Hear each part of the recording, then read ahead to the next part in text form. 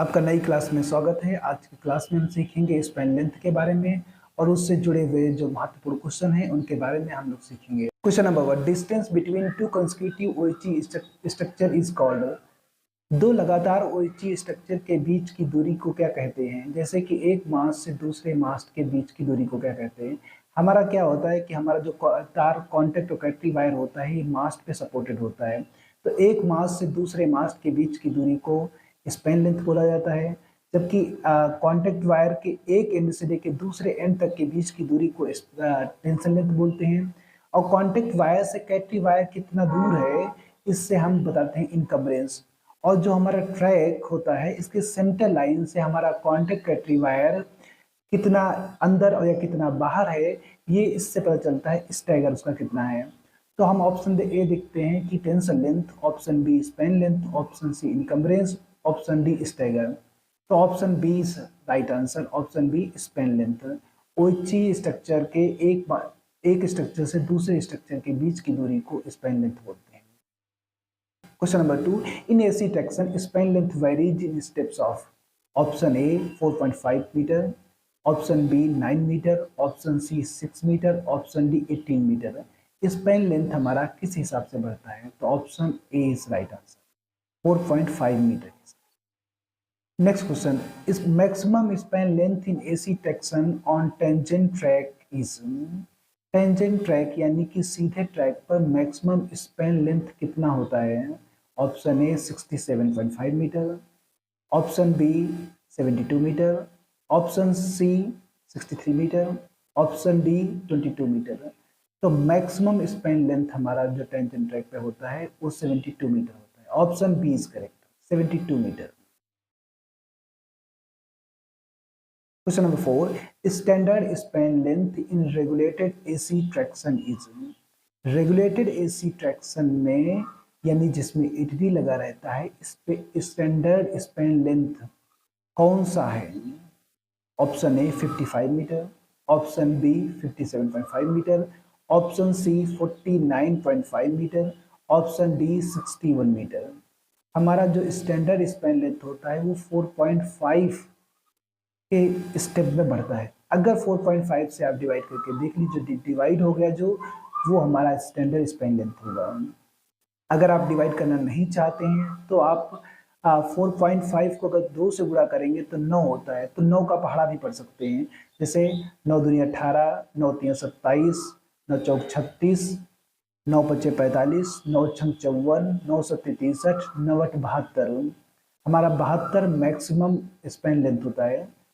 तो हम देखते हैं कि जो हमारा 18, 27, 36, 45, 54, 63, 72 ये सारा स्टैंडर्ड स्पैन लेंथ है। अगर हमारा 27 और 36 के बीच में पूछा जाए कि स्टैंडर्ड स्पैन लेंथ क्या होगा, तो आप 27 में 4.5 जोड़ के बता सकते हैं। जैसे कि 27 प्लस 4.5 हमारा होता है 31.5। तो हमारा इसके अगला जो स्टैंडर्ड स्पैन लेंथ होगा वो 31.5 मीटर होगा। अगर 45 से पूछा जाए 9 बच्चे 45, 45 से अगला स्टैंडर्ड स्पैन लेंथ कौन सा होगा? तो हम देखेंगे इसमें 4.5 ऐड कर दो आप, तो हो जाएगा 49.5। तो आप इस तरह से जोड़ जोड़ के भी निकाल सकते हैं कि हमारा कौन सा स्टैंडर्ड स्पैन लेंथ होगा। हमको लगता है कि जोड़ के से निकालने से अच्छा रहेगा कि आप डिवाइड करिए। तो अगर आप डिवाइड कर सकते हैं तो डिवाइड कीजिए, नहीं तो आप इस तरह से जोड़ के निकालिए। 9 का पहाड़ा पढ़िए, उसमें 4.5 ऐड करके सारे ऑप्शन देख लीजिए। तो यहाँ पे देखते हैं 49.5 को अगर हम 4.5 से डिवाइड करते हैं तो 11 टाइम्स डिवाइड करने पे कंप्लीटली डिवाइड हो जाएगा। तो यहाँ पे ऑप्शन होगा ऑप्शन सी 49.5।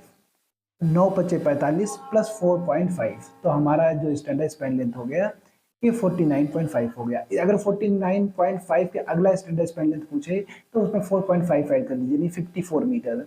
तो आप याद भी कर लीजिए 27, 36, 45, 54, 63 ये सारे जो मीटर हैं ये हमारा स्टैंडर्ड स्पैन लेंथ होता है।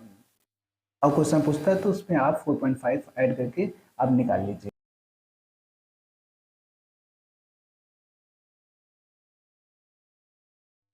Next question, Standard span length in regulated AC traction is option A 60 meter, option B 56 metre, option C 50 metre, option D 45 metre.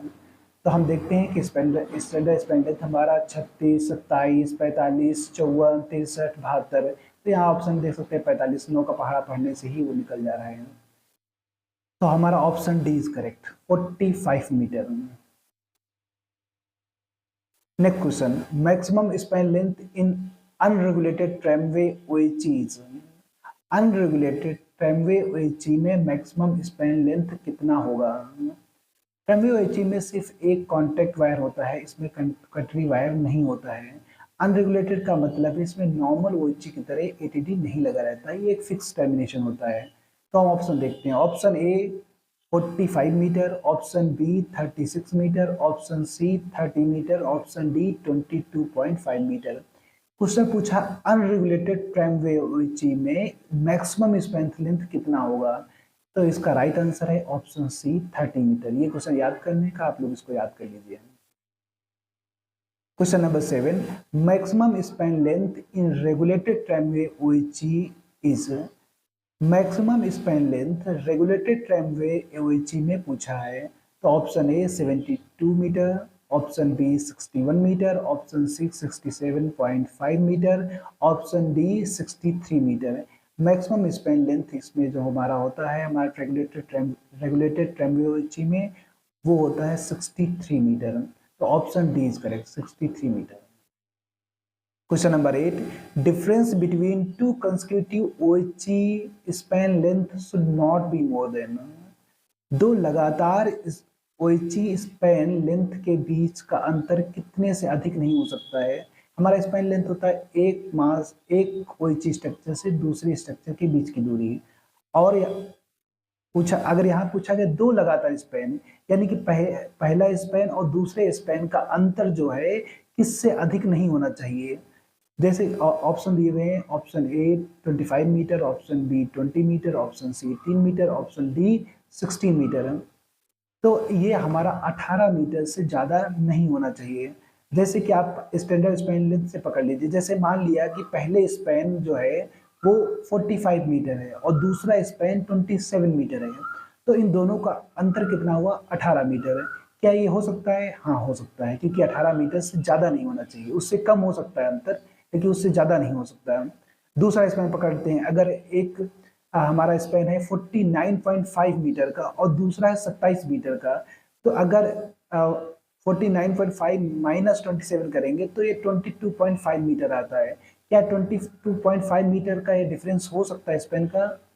तो आंसर है नहीं। सिर्फ कितना हो सकता है? 18 मीटर या उससे कम ही होगा, उससे ज़्यादा नहीं हो सकता है। तो यहाँ पर क्वेश्चन वही पूछा गया था कि कितना हो, किससे ज़्यादा नहीं होना चाहिए। तो option C is correct, 18 metre. Next question, in AC traction maximum span length in unregulated OHE is. Unregulated OHE का मैक्सिमम स्पैन लेंथ कितना होता है?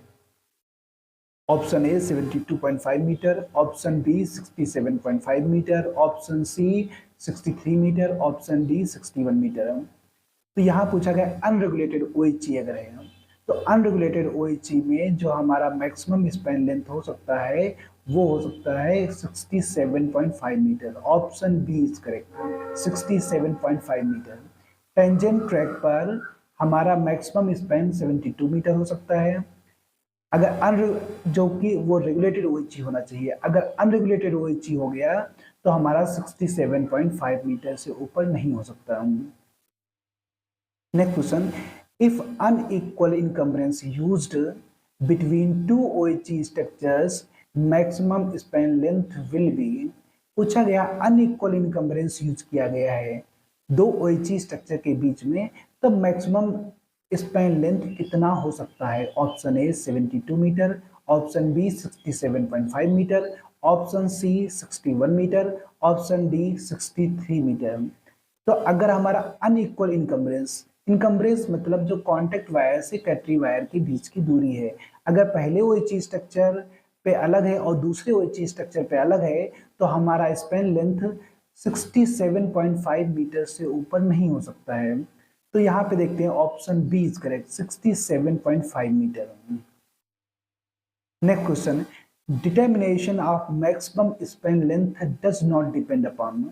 मैक्सिमम स्पैन लेंथ इसमें से किस पर निर्भर नहीं करता है? Option A blow off, option B versine of track, option C encumbrance, option D gradient. तो ब्लो ऑफ मतलब कितना झुकाव है ट्रेन का, ट्रैक का, इस पे डिपेंड करता है? नहीं, इस पे डिपेंड करता है। Versine of track, versine of track को आप इस हिसाब से समझ सकते हैं जैसे एक कर्वदार ट्रैक है और अगर वहां से किसी दो दो बिंदु से एक सीधी रेखा खींची जाए और उस सीधी रेखा पर ट्रैक से अगर एक लाइन डाली जाए जो कि लंबवत होनी चाहिए, परपेंडिकुलर होनी चाहिए, तो उसको वर्साइन बोलते हैं। तो इस पे भी डिपेंड करता है। इनकम्बरेंस, अगर एक OHE स्ट्रक्चर पे से दूसरे OHE स्ट्रक्चर का इनकम्बरेंस अगर अलग है तो इस पे भी हमारा जो स्पैन लेंथ है वो कम हो जाता है। ऑप्शन डी ग्रेडियंट, ग्रेडियंट मतलब स्लोप कितना है ट्रैक का, ढलान कितनी है, इस पे निर्भर हमारा स्पैन लेंथ नहीं करता है। तो option D is correct, gradient. Question number 12, with cross type OHE equipment with actual crossing of OHEs at facing turnout, the anchor span should not be more than। Facing turnout पर OHE equipment का crossing हो रहा है तो anchor span किससे अधिक नहीं हो सकता है इन ऑप्शन में से? Option A 67.5 metre, option B 36 metre, option C 58.5 metre, option D 54 metre. तो इसका राइट आंसर है ऑप्शन डी 54 मीटर। यही फेसिंग टर्नआउट दिया गया है। अगर आपसे ट्रेलिंग टर्नआउट डाल दिया गया तो कोई भी चेंज नहीं होगा, तब फिर नॉर्मल स्पैन ही हमारा आएगा। तो यहाँ पर ऑप्शन डी हमारा 54 मीटर होगा। Question number 13, on curves the measurement of span length in odd number of track is measured from. Curve पर ऑड नंबर ट्रैक में स्पैन की लंबाई कहाँ से ली जाती है? जैसे मान लिया कि 3 ट्रैक हैं कर्व पे या 5 ट्रैक हैं, तो हमारा जो स्पैन लेंथ का मेजरमेंट है ये कहाँ से किया जाएगा? Option A outer rail of the middle track, option B inner rail of the middle track, option C outer rail of the first track, option D inner rail of the last track. तो हमारा क्या, जैसे मान लिया कि 3 track हैं, 3 track में हम बीच वाले ट्रैक पे जाएंगे, यानी कि जो दूसरे नंबर का ट्रैक है उस पे जो बाहर वाला रेल होगा, एक ट्रैक में 2 रेल होता है, तो एक अंदर वाला रेल होगा और एक बाहर वाला रेल होगा। जो बाहर वाला रेल होगा वहां से मेजरमेंट किया जाएगा।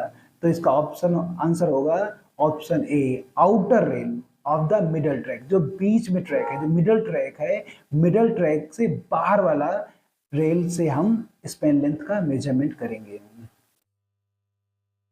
Question number 14, on curves the measurement of span length in even number of track is measured from center of formation is measured from। Question तो यहाँ बोला गया है कि कर्व्स पे स्पैन लेंथ का मेजरमेंट जब इवन नंबर ऑफ ट्रैक हैं तब कैसे किया जाएगा? जैसे इवन नंबर ऑफ ट्रैक मान लिया कि 4 या 6 हमारे ट्रैक हैं, तो वहां पे हम स्पैन लेंथ का मेजरमेंट कहाँ से करेंगे, कैसे करेंगे? तो ये जो मान लिया कि 4 ट्रैक हमारे हैं, तो 4 ट्रैक, पहला ट्रैक, दूसरा ट्रैक, तीसरा ट्रैक, चौथा ट्रैक, चारों ट्रैक के बीच में मतलब 2 ट्रैक के बाद, 2 ट्रैक के बाद में सेंटर ऑफ फॉर्मेशन, जहां सेंटर से 2 ट्रैक इधर हैं और 2 ट्रैक उधर हैं, वहां से देखते हैं तो जो बीच में जो सेंटर ऑफ फॉर्मेशन, जो एक सेंटर लाइन बन रहा है, जो सेंटर पॉइंट आ रहा है, उससे फर्स्ट आउटसाइड रेल, मतलब फर्स्ट जो आउटसाइड ट्रैक, फिर दूसरा आउटसाइड ट्रैक, इधर वाले को बोला जाएगा फर्स्ट इनसाइड ट्रैक, दूसरा इनसाइड ट्रैक।